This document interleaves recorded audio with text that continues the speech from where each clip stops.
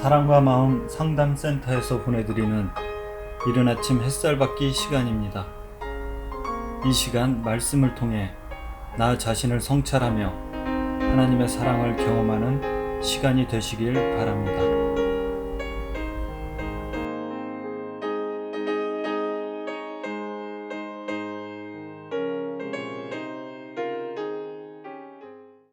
이른 아침 햇살 받기 시간입니다.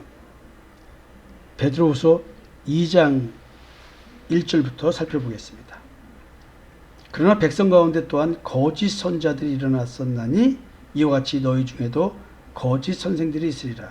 그들은 멸망하게 할 이단을 가만히 끌어들여 자기들을 사신 줄을 부인하고 임박한 멸망을 스스로 취하는 자들이라. 야, 지금 이제 예수님이 십자가의 죽음과 무덤에서의 부활을 통해서 예수가 그리스도라는 사실을 증명하셨습니다. 이제 제자들이 증인입니다. 근데 제자들이 증인인데도 불구하고 이제 말을 만들어내는 거짓된 자들이 있는 거예요. 예수 그리스도와 관련된 이야기들을 이제 지어내기 시작합니다. 거짓 선자들. 이게 지금 이 시대도 분명히 거짓 목사는 있습니다.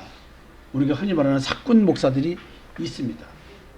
또 목회자는 아니더라도 헌신적으로 하나님 앞에 일하는 자들이 있습니다. 근데 그들 중에 거짓 선자, 거짓 선생들이 있다는 거예요. 그래서 자기들을 사신 주를 부인한다는 말은 자기들을 구속한 주를 부인한다는 거예요. 희한하죠? 지금 왜 예수를 얘기하면서 성령을 얘기하면서 참 하나님 여호와를 얘기하면서 부인한 일이 발생할까요? 왜 이단이 될까요? 참 희한하죠? 이제 사도 바드로의 서신서에 읽다 보면 이들은 전부 다 복음을 전하는 것이 아니라 복음 전하는 행위를 통해서 자기들의 먹고 사는 문제, 삶의 문제를 해결하는 자들이었습니다. 그냥 목적이 복음이 아니라 돈이었어요. 여러분들 이게 분별이 돼야 되는데 목회자의 설교를 들으면서 이게 분별이 돼야 돼요. 이 사람들은 지금 나에게 저렇게 열심히 하는 것이 왜 저렇게 열심히 할까? 나를 이용해서 뭘 하려고? 라는 이 생각도 좀 해봐야 되고요. 이게 참 불편한 진실입니다. 이런 게.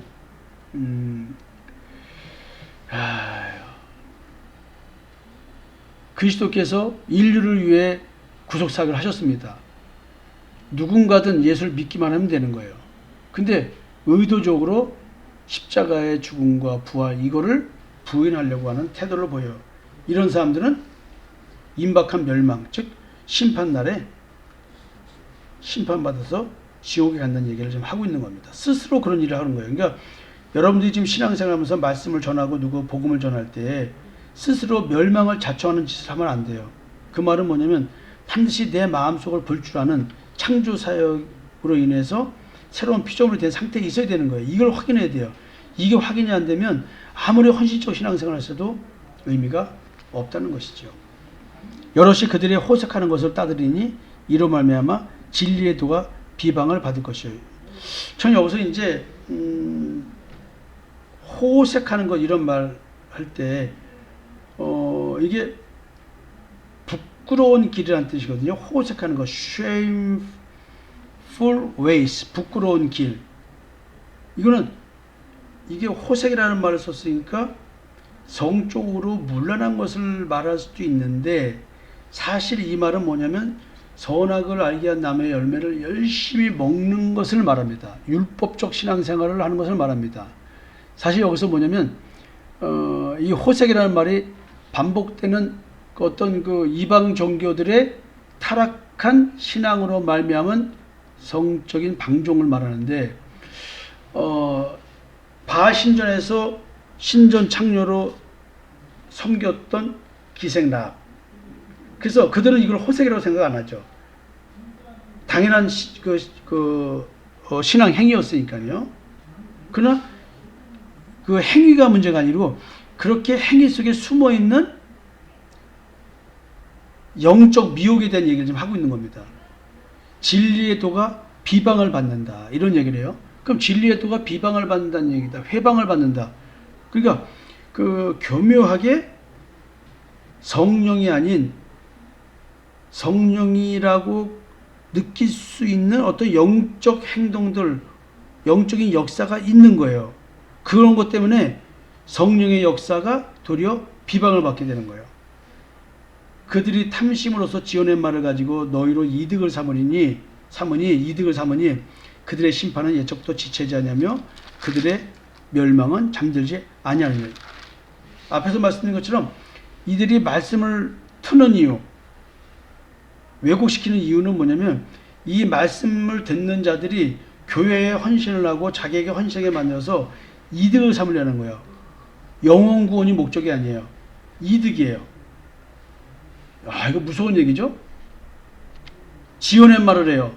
성경에 나와 있는 말을 왜곡되게 해석하는 거예요. 그게 성도들은 믿을 수밖에 없는 거예요. 그 해석을. 왜냐면 그 목사님이 세상적으로 대단한 목사라고 한다면 그 말을 믿을 수밖에 없는 거예요. 아니 저같이 이런 코딱지만한 교회의 목사의 말을 더 성경 해석을 믿겠습니까? 대형교회 목사의 성경 해석을 믿겠습니까? 상식적으로 제 말 안 들어요. 당연히.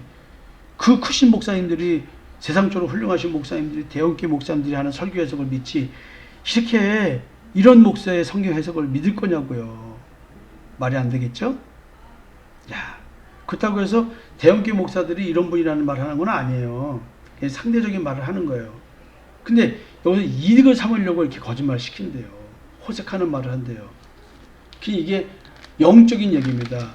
여러분들 참 하나님과의 만남 책 뒤편에 뭐라고 쓰여 있어요? 역대상 5장 25절에요. 그들의 조상들이 하나님께 범죄하여 하나님이 그들 앞에서 멸하신 극당 백성의 신들을 간음하듯 섬긴지라. 그러니까 참 하나님 여호와가 아닌 다른 영적 존재의 영향과 지배를 받는 것이 간음이에요. 여기서 부끄러운 일, shameful way, 호색하는 길을 따르는 것. 지금 이게 바로 뭐냐면 영적 미혹이란 말이에요. 그러니까 영적 미혹된 자들은 글자로도 그 뜻이 아닌데 그걸 왜곡을 시킵니다. 성도들의 마음속에 자기 마음속에 성도들을 노략질하고 싶은 그 이득을 얻고자 하는 것을 투사를 해서 그들이 이 말씀이 이득이 되니까 헌신하고 교회에 헌금을 많이 하도록 만들어내는 것. 요 이득을 삼는 거예요. 그래서 성도들로 하여금 자기에게 이렇게 하는 것이 유익이 된다라고 느끼게 만드는 거죠. 참 어려운 얘기죠. 그래서 그들의 멸망은 잠들지 않는데요. 즉 그렇게 신앙생활하고 그렇게 가르치는 자들은 하나님께서 가만두지 않는다는 얘기죠. 자, 이 어려운 이야기, 영적 분별력이 없으면 이렇게 당하는 겁니다. 하나님이 범죄한 천사들을 용서하지 아니하시고 지옥에 던져 어두운 구덩이에 두어 심판 때까지 지키게 하셨으며 옛 세상을 용서하지 아니하시고 오직 의를 전파하는 노아와 그 7 식구를 보존하시고 경건하지 아니한 자들의 세상에 홍수를 내셨으며 소돔과 고모라 성을 멸망하기로 정하여 죄가 되게 하사 후세에 경건하지 아니한 자들에게 본을 삼으셨으며 무법한 자들의 음란한 행실로 말미암아 고통당하는 의로운 롯을 건지셨으니 이는 이 의인이 그들 중에 거하며 날마다 저 불법한 행실을 보고 들음으로 그 의로운 심령이 상한지라. 주께서 경건한 자는 시험에서 건지실 줄 아시고 불의한 자는 형벌 아래 두어 심판 날까지 지키시며 특별히 육체를 따라 더러운 정욕 가운데서 행하며 주관하는 일을 멸시하는 자들에게는 형벌할 줄 아시느니라. 이들은 당돌하고 자긍하며 떨지 않고 영광 있는 자들을 비방하거니와 더 큰 힘과 능력을 가진 천사들도 주 앞에서 그들을 거슬러 비방하는 고발을 하지 아니하느니라. 자, 이 말씀들은 지금 성경에 나와 있는 예들이 뭐하고 연결된 예인지 해석을 하는 겁니다. 즉 예수 그리스도의 십자가의 대속의 은총을 믿지 않고 선악을 알게 한 나무의 열매를 먹은 존재로서 옛사람 그 상태에서 자기 스스로와 선과 악을 판단해서 선을 추구하는 자기의 의를 추구하게 하는 이런 영적인 정체성 바탕을 두고 거기에서 십자가를 싹 섞어가면서 얘기를 하는 거예요. 근데 이런 것들은 전부 다 뭐냐면 거짓된 진리고 거짓 선지자와 거짓 선생들이 가르치는 거라는 거죠. 진리의 도를 비방하는 거예요, 결국은. 그러면서 성경에 대한 이 해석을 이와 연결해서 하는 겁니다. 노아의 홍수가 질 때 그 배에 타라고 했는데 아무도 안 타는 거거든요. 소돔과 고모라 이야기도 율법과 복음에 대한 이야기라는 것이죠. 여러분들 이 말이 이해가 될까요? 제가 성경에서 다 이렇게 해드렸습니다. 그런데 여러분들이 베드로 사도도 이렇게 해석하면서 지금 예수 그리스도의 십자가의 대속의 은총에 대한 얘기를 하는 겁니다. 십자가에 연합된 우리들의 그 신앙, 그 십자가 사건이, 무덤에서 부활 사건이 다른 사람 얘기가 아니고 예수님이 모범을 보여준 거야. 이렇게 된단다. 너희들 거듭나야 된다. 새로운 피조물이 된다. 충분히 내가 이렇게 해주는 것이란다. 지금 이 얘기를 하고 있는 거예요. 근데 이걸 비방하는 거죠. 십자가의 대속의 은총을 비방하는 거죠. 그러나 이 사람들은 본래 잡혀 죽기 위하여 난 이성 없는 짐승 같아서 그 알지 못하는 것을 비방하고 그들의 멸망 가운데서 멸망을 당하며 불의의 값으로 불의를 당하며 낮에 즐기고 노는 것을 기쁘게 여기는 자들이니 점과 흠이라. 너희와 함께 연회할 때 그들의 속임수로 즐기고 놀며 음심이 가득한 눈을 가지고 범죄하기를 그치지 아니하고 굳세지 못한 영혼들을 유혹하며 탐욕에 연단된 마음을 가진 자들이니 저주의 자식이라. 자, 이 말은 이렇게 어렵게 썼지만 간단한 겁니다. 믿음의 의를 추구하지 못하게 자기의 의를 섞어버리는 거예요. 저주의 자식입니다.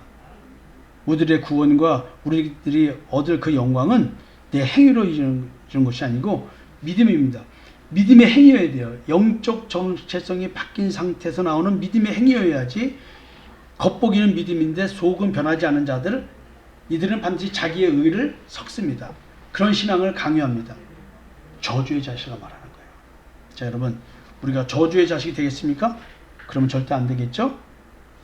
오늘도 예수 그리스도의 십자가의 대속의 은총을 믿는 나인지, 내가 십자가에 옛사람 못 박아 죽였는지, 내가 나의 육체 않게 정과 욕심 십자가 못 박아 죽인 상태에서 지금 내가 신앙생활을 하는지 자기 자신을 돌아봐야 됩니다. 과정에 있으면 된 겁니다. 내일 뵙겠습니다.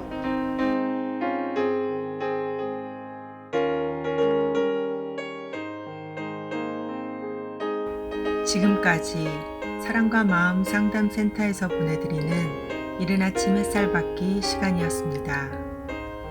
오늘의 말씀을 통해 세상을 이길 수 있는 믿음 안의 삶을 누리시는 여러분이 되시기를 기도합니다.